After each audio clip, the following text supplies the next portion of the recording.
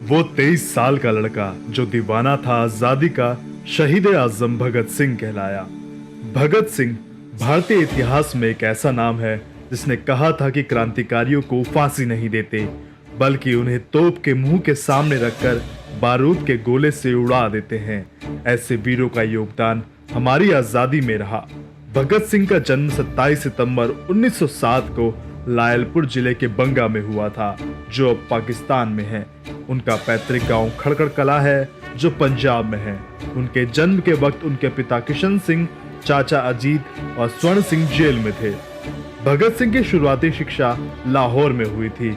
उसके बाद वह लाहौर के नेशनल कॉलेज में पढ़ने के लिए आ गए थे। भगत सिंह पढ़ाई में बहुत होशियार थे।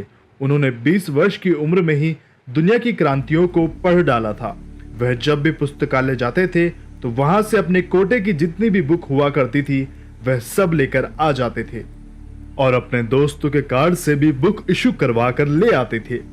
उस समय भारत में क्रांतिकारियों की किताब लाना प्रतिबंध था, लेकिन भगत सिंह अपनी लाइब्रेरी से छुपकर वहां से तमाम देशों की क्रांतियों की किताबों को लेकर आ जाते थे और उन सभी बुक्स को बारी बारी से पढ़ा करते थे। भगत सिंह सिर्फ क्रांतिकारी ही नहीं थे, वह पढ़ते भी थे। अगर उन्होंने एक हाथ में क्रांति की मसाल उठाई तो दूसरे हाथ में उनकी किताब हुआ करती थी। वह किताब में इस तरह से खो जाया करते थे कि उन्हें पता भी नहीं चलता था कि उनके पास से कोई गुजर गया है। कई बार तो भगत सिंह रास्ते में ही चलते चलते पढ़ने लग जाते थे।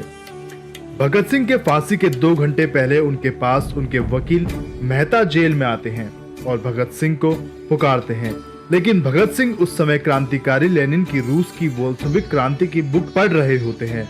मेहता उनको आवाज देते हैं और कहते हैं कि भगत सिंह, अगर तुम कहो तो मैं अंग्रेजी सरकार से तुम्हारी फांसी की सजा की जगह उम्र कैद की सजा करवा सकता हूँ। लेकिन भगत सिंह इसके लिए मना कर देते हैं, लेकिन मेहता नहीं मानते और वो दोबारा उनको पुकारते हैं। तो भगत सिंह का जवाब आता है कि मेहता, क्या तुम मुझे अब बुक पढ़ने नहीं दोगे? भगत सिंह के जीवन में अंग्रेज सरकार के प्रति सबसे पहला गुस्सा तब आया जब जलियांवाला कांड हुआ था। जलियांवाला बाग में रॉलेट एक्ट कानून के शांति तरीके से विरोध दर्ज करने के लिए कुछ कांग्रेस नेता वहां पर भाषण देने आए थे और लोग वहां इकट्ठा होकर उन्हें सुन रहे थे। लेकिन उस समय पुलिस का बड़ा अधिकारी जनरल डायर वहां पर पहुंच गया और उसने शांति के नाम पर वहां से लोगों को जाने के लिए कहा। लेकिन वहां से जाने का एक ही रास्ता था और वो था जहां जनरल डायर खड़ा था। अब लोगों को वहां से जाने की जगह नहीं मिली। जनरल डायर को लगा कि उसकी आज्ञा लोगों ने नहीं मानी। उसने अपने को वहां पर अपमानित समझा और उसने 3000 लोगों पर 20 राउंड की गोलियां चलवा दी थी। कहते हैं कि वहां पर सिर्फ एक ही जगह थी और वो था कुआं। लोग उसमें कूद गए, लेकिन देखते ही देखते वह कुआं भी लाशों से भर गया। जनरल डायर ने बच्चे, बूढ़े और औरत किसी को नहीं छोड़ा। भगत सिंह की उस वक्त उम्र मात्र 12 वर्ष थी। एक हफ्ते बाद जब भगत सिंह जलियांवाला बाग में पहुंचे तो उन्होंने वहां पर खून से सनी जमीन को देखा। उस वक्त भगत सिंह ने जलियांवाला बाग की सरजमी की मिट्टी अपनी पगड़ी में रख ली और वापस आ गए। भगत सिंह का सरकार के प्रति पहली बार गुस्सा नजर आया। भगत सिंह की जिंदगी में एक मोड़ और आया जब भारत में साइमन कमीशन आ रहा था। तब भारत के तमाम क्रांतिकारियों ने इसका विरोध किया था। उसमें से एक थे लाला लाजपत राय, जो लाहौर में उनका विरोध कर रहे थे। विरोध करने के दौरान पुलिस ने लाला लाजपत राय पर लाठियां बरसाई थी। तब लाजपत राय ने कहा था कि मेरे सिर पर अंग्रेजों की एक भी लाठी का वार अंग्रेजों की कब्र में ठुकी कील के बराबर होगा। पुलिस ने लाला लाजपत राय के सर पर लाठियां बरसाई थी, जिसके कारण उनकी मृत्यु हो गई थी। इस खबर को सुनकर भगत सिंह के मन में आया कि वह अंग्रेजी सरकार को अब इस जमीन पर नहीं रहने देंगे और सबसे पहले उस पुलिस की हत्या करेंगे जिसने लाला लाजपत राय पर पहली लाठी का वार किया था। भगत सिंह ने अपनी 23 वर्ष की उम्र में इतना पढ़ लिया था कि शायद उनकी उम्र के बराबर किसी ने न पढ़ा हो। उन्होंने जेल में ही अपनी किताब लिखी थी, जो बाद में भगत सिंह की जेल डायरी के नाम से प्रकाशित हुई। भगत सिंह ने जेल की दीवारों पर कितनी कविताएं लिखी थी, जो बाद में किताबों की शक्ल में दिखाई दी। लाला लाजपत राय की मृत्यु के बाद भगत सिंह और उनके साथियों ने कसम खाई कि जिसने लाला लाजपत राय को मारा है, हम उसको नहीं छोड़ेंगे।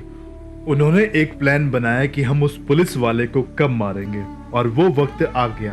भगत सिंह, राजगुरु और सुखदेव ने 1928 में लाहौर में एक ब्रिटिश जूनियर पुलिस अधिकारी जॉन सॉन्डर्स की गोली मारकर हत्या कर दी। इसके बाद सेंट्रल एम्बेसी में बम फेंक दिया। बम फेंकने के बाद वह वहां से भागे नहीं, जिसका नतीजा यह हुआ कि वह पकड़े गए। यहीं से वह फांसी तक पहुंचे थे। भगत सिंह के पिता किशन सिंह ने एक बार कहा था कि तुम अगर चाहो तो मैं अंग्रेजी सरकार को माफीनामा भेजकर उनसे फांसी की जगह उम्र कैद की फरियाद कर दूं। इसके लिए भगत सिंह ने मना कर दिया और उन्होंने कहा कि पिताजी, मैं फांसी से तो नहीं मरूंगा, लेकिन आपने अंग्रेजी सरकार को अगर माफीनामा लिख कर दिया तो मैं जीते जी मर जाऊंगा। इसके बाद पिताजी चुप हो गए और वह मन ही मन रोने लगे। तो उनको भगत सिंह चुप कराते हुए बोले कि मरकर भी मेरे दिल से वतन की उल्फत नहीं निकलेगी, मेरी मिट्टी से भी वतन की ही खुशबू आएगी। आज जो मैं आगाज लिख रहा हूँ उसका अंजाम कल आएगा। मेरे खून का एक एक कतरा कभी तो इनकलाब लाएगा। मैं कभी मरूंगा नहीं, इस मिट्टी और यहाँ के युवाओं में जिंदा रहूंगा जो आजादी की लड़ाई लड़ रहे हैं।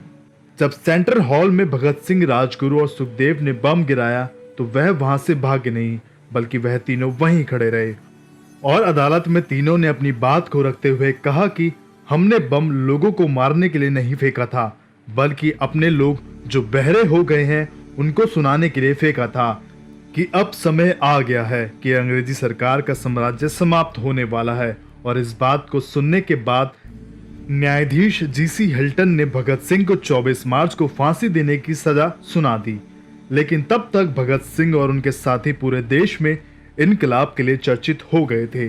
जब भगत सिंह और उनके साथियों को फांसी होने वाली थी, तब उस जेल के बाहर लोगों का हुजूम इकट्ठा हो गया था। अंग्रेजों को लगा कि जब हम भगत सिंह को फांसी देंगे तो दंगा मच जाएगा, इसलिए भगत सिंह और उनके साथियों को फांसी से एक दिन पहले 23 मार्च 1931 को लाहौर सेंट्रल जेल के भीतर ही फांसी दे दी गई थी। और फांसी देने के बाद उनकी बॉडी को उनके घर के लोगों को नहीं दिया, बल्कि जेल के गेट के दूसरी तरफ वाली दीवार को तोड़कर उनकी बॉडी को बोरी में भरकर ले गए और एक नदी के किनारे उनकी बॉडी पर केरोसिन डालकर उन्हें जला दिया गया। बॉडी ले जाते हुए एक व्यक्ति ने उन्हें देख लिया था और उसने जेल के बाहर बैठे लोगों को बता दिया। उसके बाद वह सभी लोग नदी के पास पहुंचे, लेकिन इतने में अंग्रेजों ने उन पर केरोसिन डालकर जला दिया था।